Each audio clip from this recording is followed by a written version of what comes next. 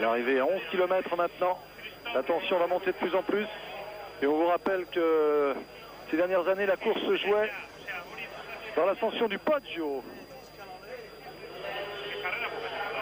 Et si on jette un coup d'œil sur le plan donc, qui était dessiné dans l'équipe hier, on s'aperçoit que Fignon 2 fois en 88-89, Faroni, Fondriès, Furlan, Kelly, Moser, De Wolf ont tous construit leur victoire dans les 3 km 740 d'ascension de ce Poggio. Une petite côte comme ça qui n'a l'air de rien, avec un passage à 7% tout de même. Eh bien, c'est là que généralement se joue Milan-San Remo quand on ne dispute pas l'arrivée au sprint, ce qui arrive tout de même de temps en temps. Alors que là, on se retrouve avec Massimiliano Lelli toujours, et Volpi est toujours là. Oh, qu'ils sont impressionnants les Gewis, là, ils sont tous là pour provoquer l'attaque peut-être de Bobrick.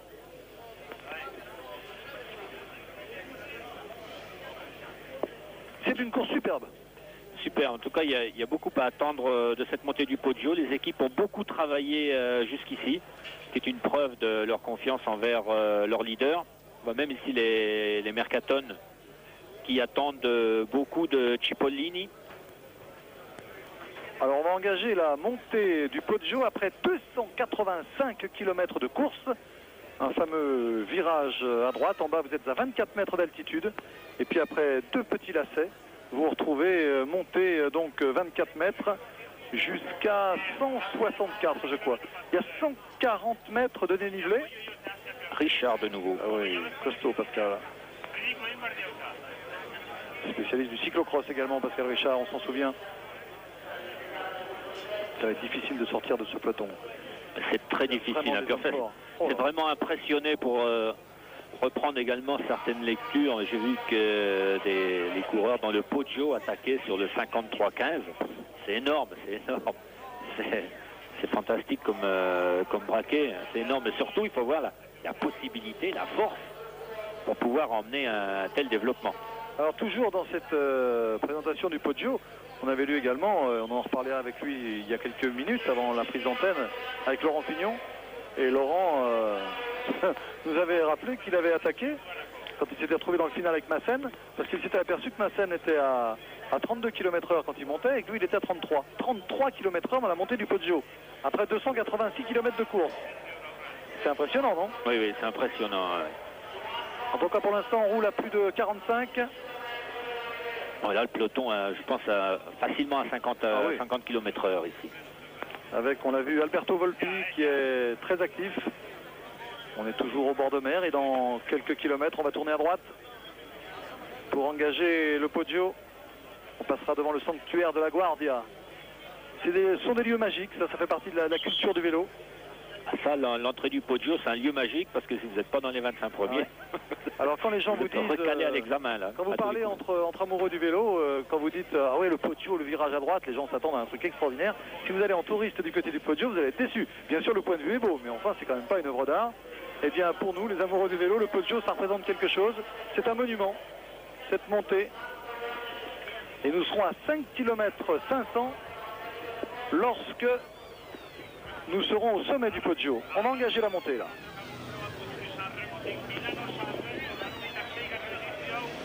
C'est ça le fameux virage dont vous parliez, dont tout le monde parle d'ailleurs et qui n'a absolument rien d'extraordinaire. Une montée très très rapide et déjà des attaques. Oh là, ils sont forts, ils sont forts. Bobrick est là. On prépare l'attaque de Bobrick là. Dès le pied du Poggio, Bobrick tente de partir. Ah non, il n'arrivera peut-être pas à faire la différence tout seul. Car le marquage est bon, mais attention, il y a un autre Gewis en 3e position. Ça veut dire qu'il risque bien de se trouver avec la complicité de Zanini, alors qu'il est également bien placé Canzonieri. On se retrouve avec 2 hommes en tête là, Konichev et Bobrick. Ça vient de l'Est tout ça, ça vient de l'Est.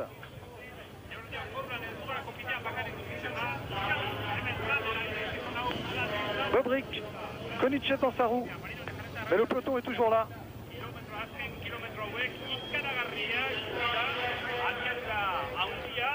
Canzonieri, on a dit. Fondriest était là aussi, hein, en 4e position, semble-t-il. Oui, Fondriest aussi était là. Alors, Bobrick, Konichev, Canzonieri, c'est... Oui, c'est... Non, c'est plus Fondriest. Fondriest est en 5e position maintenant. Le voici, Fondriest, en 5e position. Il y a donc un coureur intermédiaire. Jalabert également ici.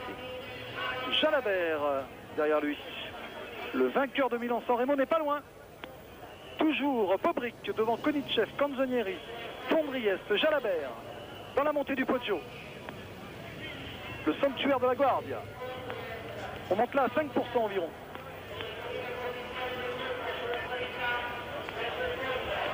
Et à Zanini également, troisième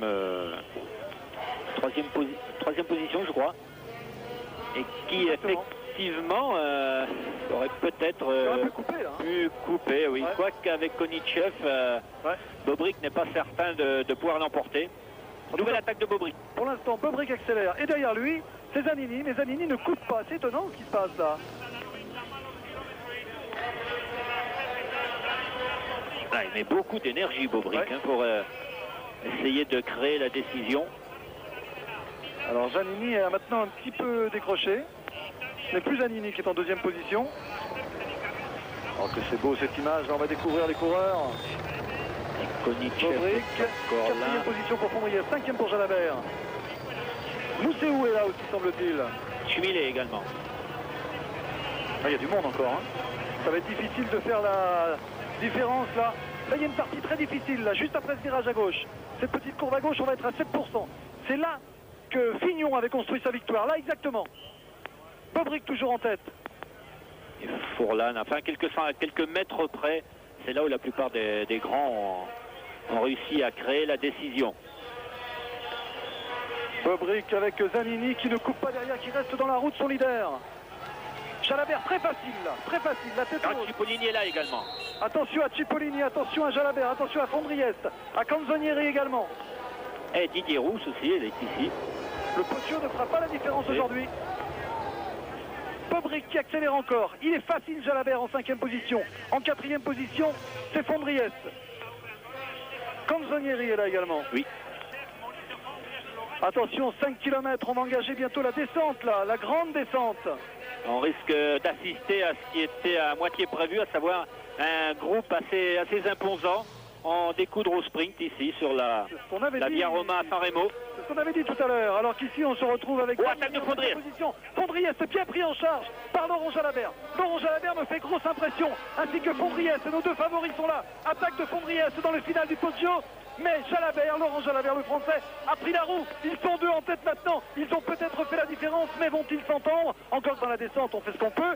Ils ont fait la différence, les deux. Que Jalabert m'a fait impression, Bernard. Que Jalabert est frais et lucide. Non, les deux sont impressionnants, Patrick. Les deux, le démarrage de Fondriest était impressionnant, mais également la réplique de Jalabert était impressionnante. C'est là qu'il faut tout donner et s'engager dans la descente avec quoi? Allez, 50, 100 mètres d'avance peuvent suffire. Mais attention, les deux hommes ne doivent pas surveiller, ils doivent finir tous les deux. Fondriest et Jalabert dans la roue. Laurent Jalabert, je le répète, me fait une énorme impression. Regardez la tranquillité. Les bras pliés pour Fondriest, les bras détendus pour Jalabert. Attention, le trou est fait, extraordinaire attaque de Maurizio Fondriest, l'ancien champion du monde, et tout aussi belle, tout aussi beau contre, j'allais dire, de Laurent Jalabert, alors qu'on retrouve le même que tout à l'heure, Konichev en 3e position. Les deux hommes maintenant ne doivent plus réfléchir, il faut que Laurent Jalabert prenne le relais pour engager la descente vraiment à fond maintenant, et pour éviter le retour des hommes qui sont lancés en contre. Les voici, ceux qui sont lancés en contre, mais si les deux hommes ne jouent pas au plus fin, encore que maintenant la ligne droite d'arrivée est très longue, nous avons 2 km 200 en bas, eh bien si Laurent Jalabert pouvait prendre le relais maintenant par exemple, ça pourrait quand même favoriser le destin des deux hommes. Il faut dire que tant que Fondriest roule à cette allure-là, Jalabert ne sent pas tellement le besoin. Mais attention, Konichev est pas loin derrière. Hein. Et il y en a encore deux autres qui sont revenus derrière Konichev. Je pense que Fondriest connaît très bien la descente et Jalabert est également un bon descendeur. Il faut souligner là, Bernard, la belle renaissance de Laurent Jalabert. Souvenez-vous quand même, dès le début du Tour de France, dans le Nord, cette chute pour Laurent Jalabert avec Wilfried Nelissen. On avait laissé Laurent au bord de la route ensanglanté, vous en souvenez, cette image tragique. Il avait fait longtemps de la rééducation. Et voici Laurent Jalabert, vainqueur de Paris-Nice. Et dans le final de Milan-San Remo, ce serait un jour historique pour lui. Rendez-vous compte. Paris-Nice et Milan-San Remo dans la foulée, ce serait, comme le disait Jean-Paul Olivier dans le stade de l'autre jour, l'occasion d'accueillir Laurent Jalabert dans la race des grands champions. Mais pour l'instant, Jalabert a pris le relais comme on le souhaitait. Il reste Maurizio Fondriest avec lui, ancien champion du monde, ancien vainqueur de la Coupe du Monde, très grand coureur et très beau finisseur également. En cas de sprint, tous les deux, on peut les mettre à égalité. Bien sûr, Jalabert est un grand sprinter, mais Fondriest va vite aussi. Et après 214 km de course, là c'est la fraîcheur qui compte. Exact. Et Laurent Jalabert, je le répète, m'a fait une énorme impression en répondant du tac au tac à l'attaque de Fondriest. Toujours les deux hommes en tête. Fondriest avec son maillot rose de Lampre, avec son maillot jaune de Once. En deuxième position maintenant Laurent Jalabert qui doit faire l'effort pour revenir. Regardez comme il semble décontracté, Laurent Jalabert, pour rentrer sur Fondriest. Je pense qu'il a fait un petit geste à la moto. Il a un petit problème, mais... Ouais, et j'ai l'impression que Fondriest connaît mieux la descente. Regardez bien. À chaque fois, Jalabert perd 2 ou 3 longueurs parce que Fondriest connaît la descente vraiment très bien. Mais Laurent la connaît très bien aussi parce qu'il a passé pratiquement la semaine après Paris-Nice ici à bien reconnaître le produit de la descente. Il est toujours dans l'arrivée. Depuis les 5 dernières années, Laurent a toujours été à l'arrivée de Milan-San Remo dans les 10, 15, 20 premiers. À chaque fois, il était là. Donc Laurent Jalabert connaît cette descente. Ce qui me fait peur en revanche, Bernard, c'est que les deux hommes vont très vite au sprint. Ils vont avoir peur l'un de l'autre. Et dans la ligne droite, dans le plat de 2 km 500, ils risquent de se regarder et de favoriser le retour des hommes de l'arrière, et notamment de Koenigsegg. Mais il y a un risque, effectivement. Toujours Maurizio Fondriest. L'écart n'a pas grandi du tout, loin de là.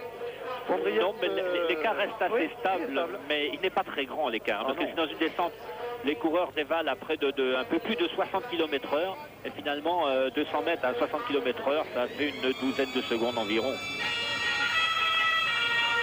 Quelle finale à la hauteur de tout ce que nous avons vécu cet après-midi dans le Milan-San Remo. Fondriest donc avec Laurent Jalabert. Les deux hommes en forme, on en avait fait les deux grands favoris dès la prise d'antenne. Et bien pour l'instant la logique est respectée. Fondriest avec Jalabert dans sa roue. Va-t-il hésiter à emmener le Français jusqu'au bout? Pour l'instant, c'est Jalabert qui a le beau rôle.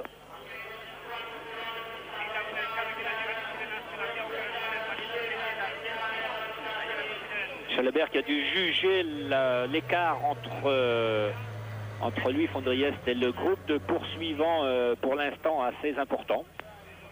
C'est pas jugé utile de venir prêter main forte à Fondriest, encore que je l'ai déjà dit tout à l'heure, je répète, pour pouvoir prendre le relais à Fondriest, il faut qu'il ralentisse, parce que Fondriest a jeté un coup d'œil à Laurent Jalabert, et Laurent Jalabert a pris le relais. Alors en relais en demi-teinte, vous le voyez, il n'est pas à bloc ici, mais il a pris le relais, c'est important psychologiquement, ça va permettre à Maurizio Fondriest de faire le travail jusqu'au bout, de ne pas se sentir piégé par le Français. Voici d'ailleurs Maurizio Fondriest qui reprend le relais ici, et quand on sera là-bas au bord, il nous restera 2 km à parcourir, mais sur ces 2 km, il ne va pas falloir plaisanter, car si les deux hommes ne roulent pas à fond, ça va revenir de l'arrière avec les avions emmenés par Koenigsegg notamment. Quel suspense en tout cas, l'écart me semble important. Oui, il semblerait que l'écart ait grandi un petit peu. Si les deux hommes, comme vous l'avez dit, veulent bien collaborer de façon efficace jusqu'au moment de lancer le sprint, c'est-à-dire environ 500 mètres de la ligne, mais il est vrai qu'on ne peut pas non plus demander à chaque coureur vraiment de se mettre à fond et par-delà même d'handicaper complètement ses chances au sprint.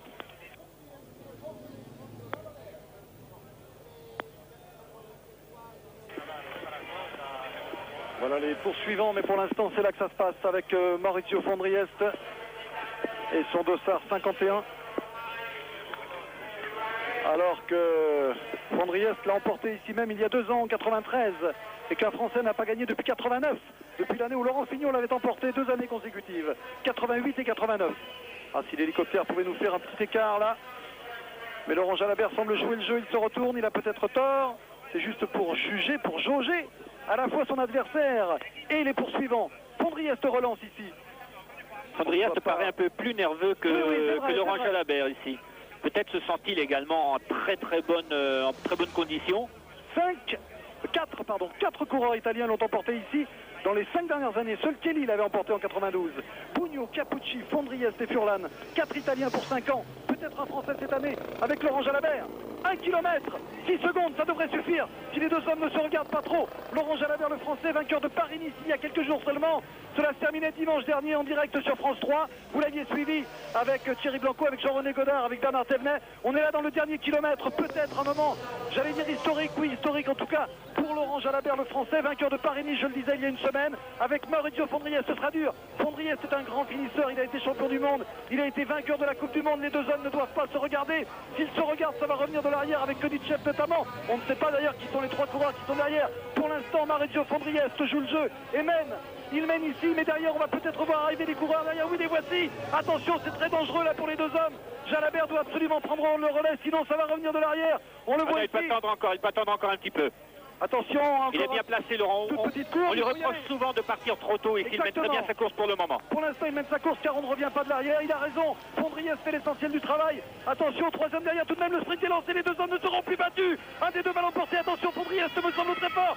Mais Jalabert est parti en costaud, tout seul en costaud. Ça va-t-il suffire? Oui, Jalabert, extraordinaire. Laurent Jalabert, vainqueur de Milan-San Remo, exceptionnel finale.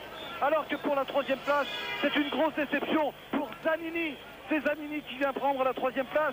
Laurent Jalabert, exceptionnel. Laurent Jalabert, vainqueur de Milan-San Remo. Après Paris-Nice, un très grand champion est né. Alors que Claudio Capucci passe la ligne maintenant. On a vu donc tout à l'heure que Jalabert était avec Fondriès.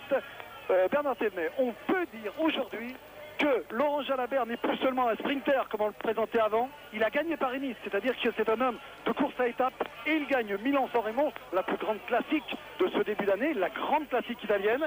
On peut dire qu'un grand champion français est né après cette fameuse et terrible chute du Tour de France. Quelle belle renaissance. Ah oui, ça vraiment formidable de la part de Jalabert qui se révèle un coureur extrêmement complet. Il a montré en terminant à la seconde place et très bien et en accentuant encore sa victoire dans Paris-Nice pendant la seconde place dans la montée contre la montre en côte du Col d'Èze. Et puis aujourd'hui, en remportant cette première classique comptant pour la Coupe du Monde, nous allons avoir un Français habillé en arc-en-ciel, un deuxième Français habillé en arc-en-ciel, il portera le maillot de leader de la Coupe du Monde, Laurent Jalabert. C'est formidable ce qui se passe ici. Luc Leblanc, donc vous l'avez dit, bien sûr champion du monde. Et puis on va avoir maintenant un leader de la Coupe du Monde, qui serait formidable, bien c'est de retrouver au départ de Paris-Roubaix avec le maillot de leader de la Coupe du Monde. En tout cas ici on a vécu un moment formidable avec cette course animée de bout en bout et cette victoire qui consacre, il faut bien le souligner, qui consacre un grand champion, parce que nous avions Richard Virenque capable de faire des choses énormes dans le Tour de France, on l'a vu. Nous avons Luc Leblanc bien évidemment, alors qu'on revoit ici ce sprint au ralenti. Et bien maintenant on peut compter sur Laurent Jalabert car tout est permis maintenant. On peut rêver, si Laurent Jalabert prend du volume comme il est en train de le faire, on peut compter avec lui pour les longues courses à étapes. De toute façon, il est certain que le fait de porter le maillot de leader de la Coupe du Monde pour Laurent Jalabert va être une puissante motivation pour les prochaines classiques. Alors que Laurent Jalabert donc va recevoir le maillot tout à l'heure, on le verra bien entendu. Recevoir d'abord eh bien, le bouquet du vainqueur, mais aussi le maillot de leader de la Coupe du Monde. On va le retrouver dans quelques instants, alors qu'on revise cette arrivée au ralenti. On doit dire, comme pour Paris-Nice, Patrick, je pense que Jalabert Laurent peut également donner un très grand merci à son équipe ONCE, son équipe espagnole qui lui a fait un travail fantastique, extraordinaire aujourd'hui. Et cette heureuse équipe ONCE qui, comme à Paris-Nice, a été vraiment très bien récompensée par l'exploit ici de Laurent Jalabert. C'est très important pour une équipe d'avoir un bon leader et de pouvoir compter dessus. Alors à la télévision italienne, vous avez vu Maurizio Fondriès. Nous, en tout cas, on a appelé Laurent là, qui nous a fait un petit signe et qui va tenter d'arriver jusqu'à nous. Non, ça va pas être possible tout de suite. On se retrouve donc dans quelques secondes. On fera l'interview de Jalabert et on vous la propose tout de suite dans quelques secondes.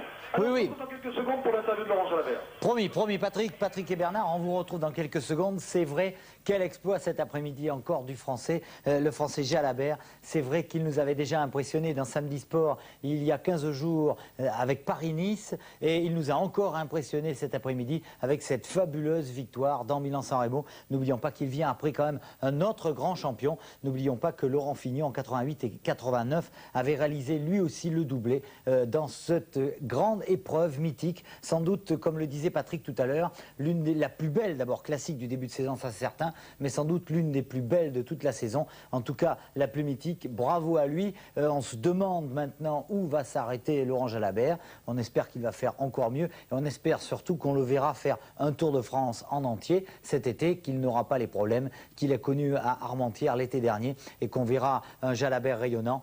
Fait le plaisir et l'amitié d'être avec nous. Laurent, on a vécu un spectacle extraordinaire. Vous êtes sur un petit nuage. Ah oui, j'étais sur un petit nuage. Il m'a porté jusqu'à San Remo sur la Via Roma. Je crois que c'est un petit nuage sympa. Alors, vous avez été impressionnant avec Bernard Thévenet. Lorsqu'on vous a vu répondre à l'attaque de Fondriest dans le Poggio, on a tout de suite compris qu'il allait se passer quelque chose. Vous aviez les bras complètement décontractés. Vous étiez impressionnant. Ouais, je crois que ce moment-là, c'était vraiment les plus costauds qui étaient devant. Et c'était vraiment une attaque qui m'a moi-même impressionné parce que bon, j'étais sur le 15 dedans. Je devais monter 50 de 15. J'ai dû mettre 14 quand même pour revenir dans la roue à Maurizio. Et bon, je me demandais un petit peu jusqu'où il allait aller comme ça, mais bon, je connaissais quand même assez bien le Poggio. Et ça a été un moment quand même difficile aujourd'hui, peut-être le plus difficile de la journée.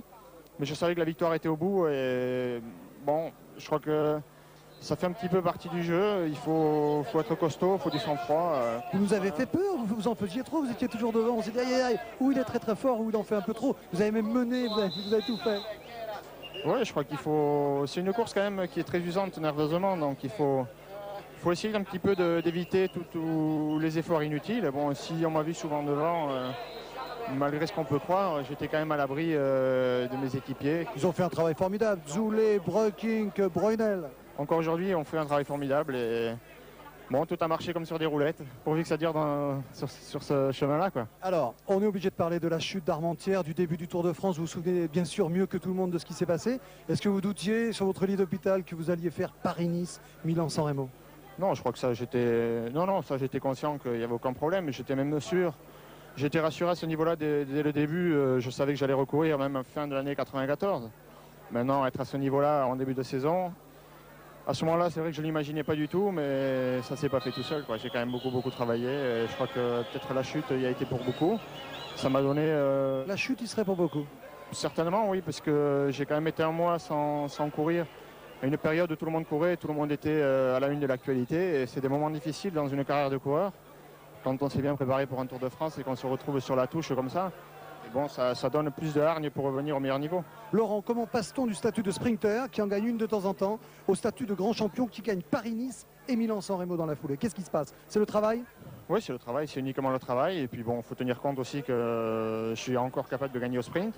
Maintenant, il y a parfois des moments où on se rend compte que une petite attaque, ça peut changer un palmarès. Et bon, à ces moments-là, on néglige totalement le sprint.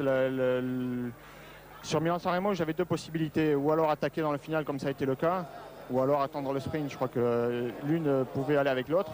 Donc, premièrement l'attaque et ensuite le sprint. Paris-Nice est une course à étapes de 8 jours. Ici, une course d'un jour. Est-ce qu'on peut rêver et se dire que finalement, une course par étape de 3 semaines? Ah, ça, je sais pas. Moi, j'avoue que là, en ce moment, c'est comme vous le disiez avant, je suis sur un nuage. Ouais. Bon, il m'arrive des trucs incroyables, quoi. Paris-Nice, c'est d'abord une course à étapes de 8 jours difficile où je me suis senti vraiment très à l'aise toute la semaine. Milan-San Remo, c'est encore autre chose. Bon, le Tour de France, je crois que c'est encore le niveau dessus, mais je crois qu'aujourd'hui, je fais partie des meilleurs cyclistes mondiaux. Et bon, d'ici le Tour, il va encore se passer pas mal de temps. On verra à ce moment-là. Prochain rendez-vous? Le week-end prochain au Critérium international. Mais bon, je crois que là, je vais lever un petit peu le pied parce que les objectifs majeurs du début de saison, c'était Paris-Nice et Milan-San Remo. Et maintenant, je vais lever un peu le pied en vue des classiques ardennaises. Voilà Jean Mamère, ce qu'on pouvait vous dire avec Laurent Jalabert, grand champion. On est ravis, même si on a été privé un peu de rugby, de vivre ce grand moment, cette grande renaissance de Laurent Jalabert. Après Paris-Nice la semaine passée, Milan-San Remo cette fois-ci. Voilà Jean, et encore bravo à Laurent. Merci.